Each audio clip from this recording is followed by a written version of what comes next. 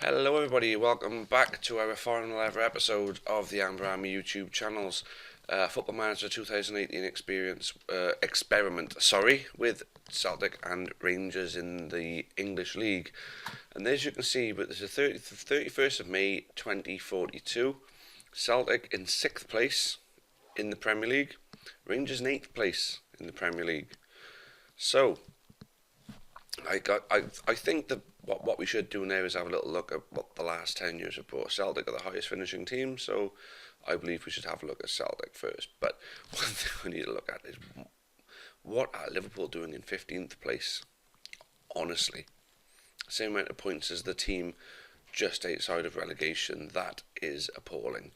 But this isn't about Liverpool, this is about Celtic and about Rangers. So, Celtic, reputation, big boost, rich. Let's have a little bit of a competitions look. So domestic leagues. So from where we left it in 2032. They have been in the Premier League and they've always been inside the top 10, which is good. They finished 4th last year, 5th either side of that. So ever since they got promoted from the Championship, when we saw them when they ran away with that league with the 100 points, they've done particularly well every year. But what I find strange here is they finished on 71 points that year, which is their highest points total from a Premier League season, but 8 points less finished 4th the year after. 2 points more, finished 5th again. That's a strange one. Really strange, but that is their league finishers, managers. So, wow. Okay, so Xherdan Shaqiri got sacked. Well, then Patrick Vieira had less than a year and got sacked. Whoever Romario Benzar is became their caretaker. Tim Howard had a go for nearly a year, sacked. Josep Dermich, sacked. Munir was their caretaker. Leonardo Jardim did nearly 3 years and got sacked. Marco Verratti had another go at caretaker. And now Matias Almeida is the the manager. I just noticed something there. They've won a European trophy. So let's go back to the competitions. Look at competitions. So honours. So the European Champions Cup they haven't won. As you can see there, they finished runners up. They finished runners up in the Euro Cup in 2031. Did we miss that? We missed that. So 2031, 2033 and 2035 they finished runners up, finally winning it this season. They've won an English FA Cup and finished runners up twice. Obviously we've seen when they finished the runners up, but they just finished runners up this year, so they had a particularly good season. So they won the Community Shield in 2037 after winning the FA Cup. Is that all? That's the FA Cup. So Intercontinental Cup. I know that would be the international one, wouldn't it? So Carabao Cup. They haven't won any Carabao Cups then, or can runners up in them. So Celtic have got some success in England. They've won an FA Cup. They've won a Euro Cup. So 2 trophy wins. And obviously they won some titles. Obviously the Vanarama National League and the League 2 and the League 1, they won first time of asking. And all the under-23s have done particularly well for them as well. So Celtic, hats off to them really. I mean, they found success, although I don't think they quite had it to completely breach the very top of the Premier League.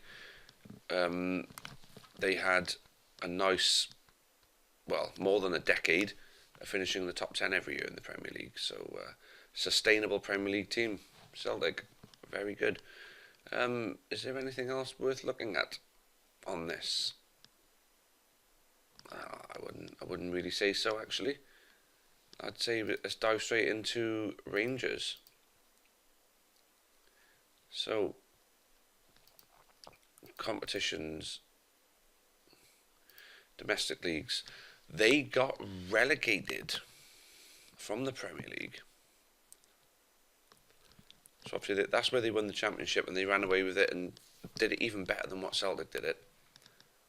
And obviously where we left them was at the end of the 2032 season. They finished 12th 2 years in a row. Finished on 5 points more than the time before. So they were doing quite well, 11th. So stable there, and then bang, down. We're more than definitely going to see a managerial sacking somewhere there. Sky Bet Championship, they end up winning that and obliterating it by even more than they did the first time. And then back into the Premiership, they narrowly avoided relegation there. And 31 points is a poor return. To not go down with 31 points, there must have been 3 really bad teams in the division that year. But they've stayed up ever since. And obviously they just finished 8th, so they are definitely on the climb. So, on overview,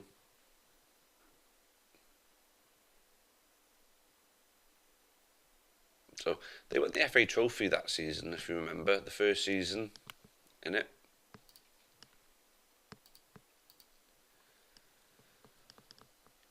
So, runners-up in the Euro Cup 2008, obviously remember that. Remember them finishing runners-up in the FA Cup.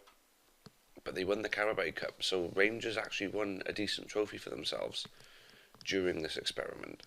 Obviously, their youth teams doing particularly well in all of this year. But let's have a little look at their managers. So, who can remember when Paul Clement, 7 years, well, nearly 8 years, Simone Inzaghi left then, and Stephen Kirby took over. He ended up getting himself sacked. And looking at it, that may have been the season they went down. And Adam Murray resigned. And then it's been Riza Dermisi, who has been the manager ever since, a Danish guy. So there we go. That's Rangers, that's Celtic, that's how they got on during the 10 years that we were looking at it. So then let's go back to the Premier League and just have a little look at who was winning the Premier League.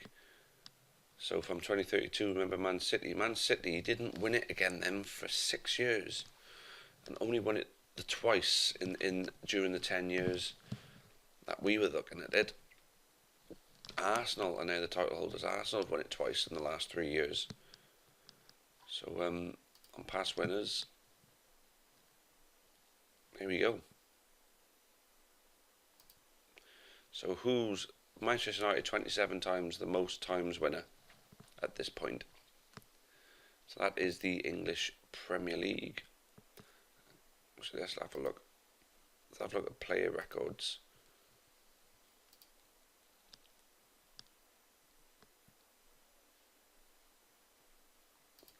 So what I'd like to see is just who got the most goals in the season altogether.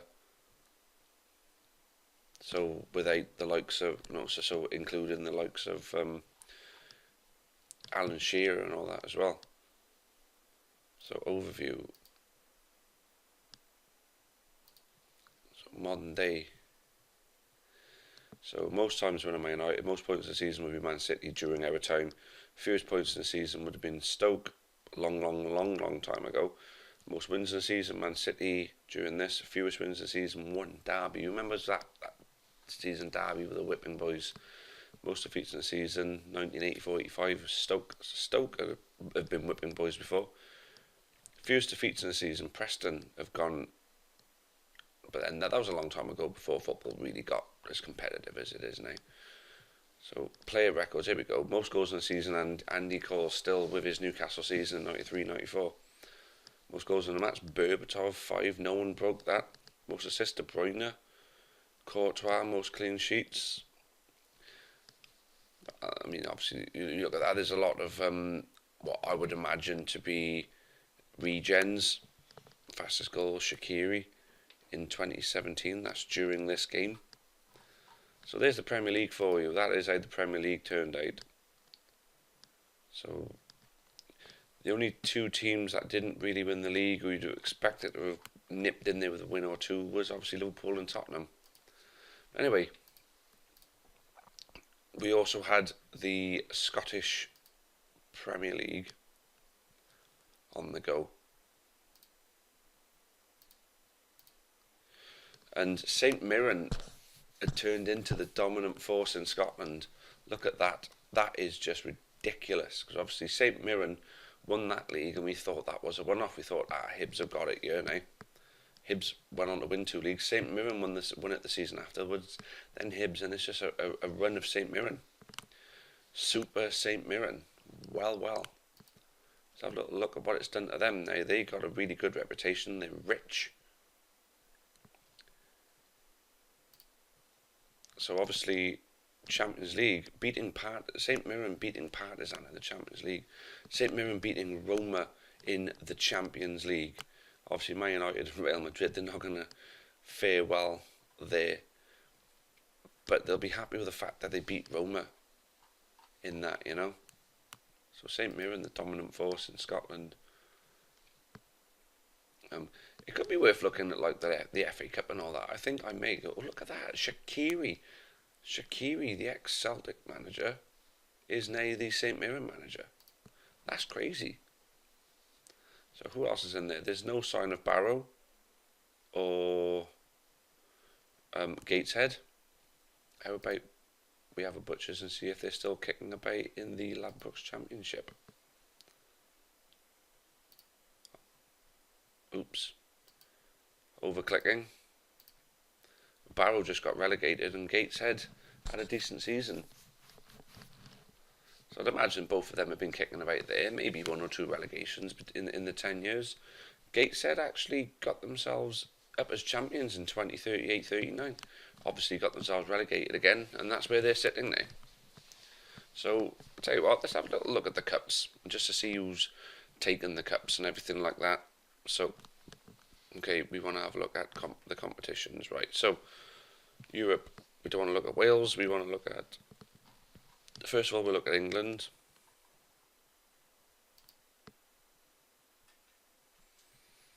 So, the English FA Cup. So Liverpool won it. Obviously, that's where Celtic won it. So a mixture of teams there. Mainly Man City and Man United, of course. But at least Liverpool, you can say Liverpool won something. Tottenham didn't win anything by the looks of it. And then we just have a quick butchers at the Carabao Cup. Carabao Cup. So Arsenal got in there with a few wins there. Everton have won a couple of Carabao Cups as well. It's been mainly Arsenal. That's where we saw Rangers, where they won it. It's all interesting stuff, isn't it, guys? So let's go down to Scotland and see what happened in the Scottish Cups.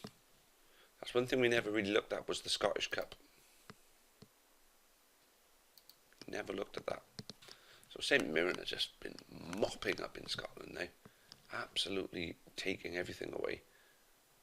But then down there from the beginning is Hibs was winning the league most years, but they couldn't really get their hands on the Scottish Cup that often. Only twice right from the beginning, in 2042, mind you, Jesus.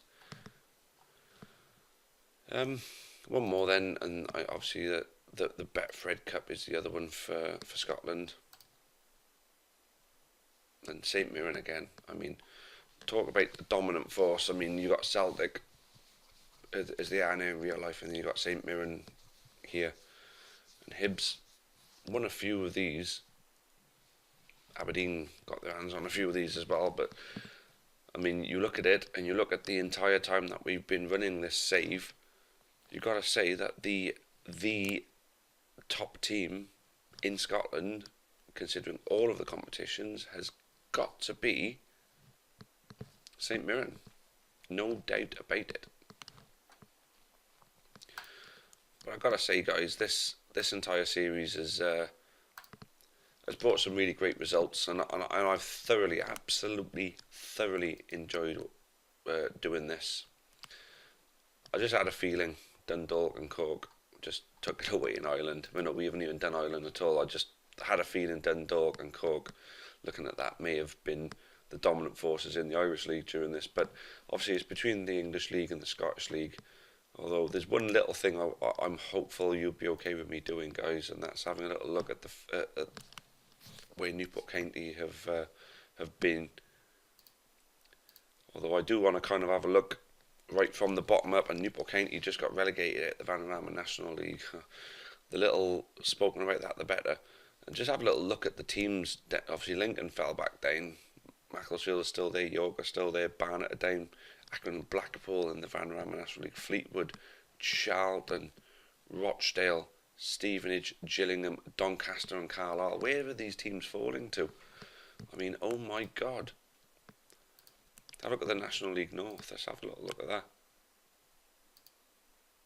I mean, obviously we haven't got the National League North on you, but these are the teams that are in there. Kidderminster still down there. Scunthorpe are in the National League North. This is shocking. Chester fell down. Hereford is still down there. I mean, oh my God. Oh my God. National League South. I mean, Newport have obviously gone down. So who's down in the National League South? Not really anyone, except for Dagenham and Redbridge, of course, of note. But who is in League 2 now?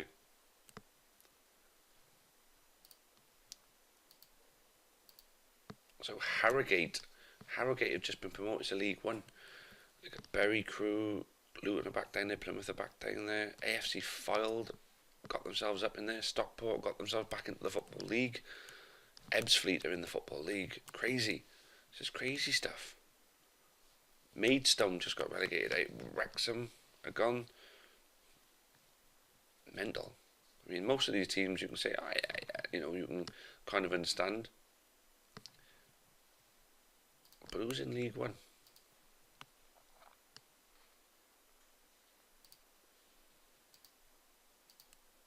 So Derby, who went down to League 1, just got promoted.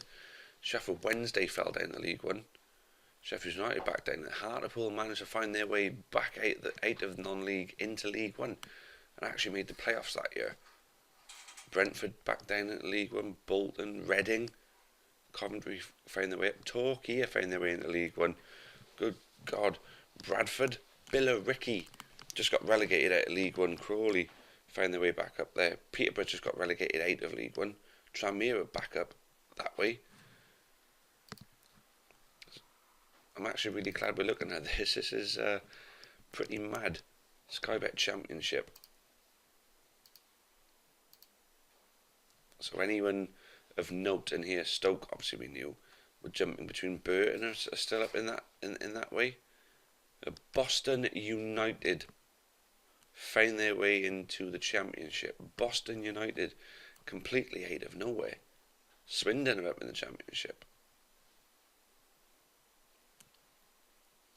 Rotherham, Barnsley, MK Dons, you can sort of understand the rest of them there. But Boston, mind you, wow. Imagine that, Boston, a one good season away from the Premier League. Boston United, mind. Crazy. Just crazy. But there we go, guys. That is now the end of the final ever episode of this series. I want to thank you all for sticking with this one, and I hope you all enjoyed it as much as I have recording it. Absolutely astounding results in this final episode, I've got to be fair. And yeah, last time on that one. The next one, not 100% sure. I got some ideas for another one, possibly something to do with the Welsh League, or possibly even putting money into a non-league team to see how far they can go. If you've got any ideas of what you'd like to see as an experiment, feel free to put in the comments below. But guys, it's been emotional. Thank you very much, and until the next one starts, cheerio for now.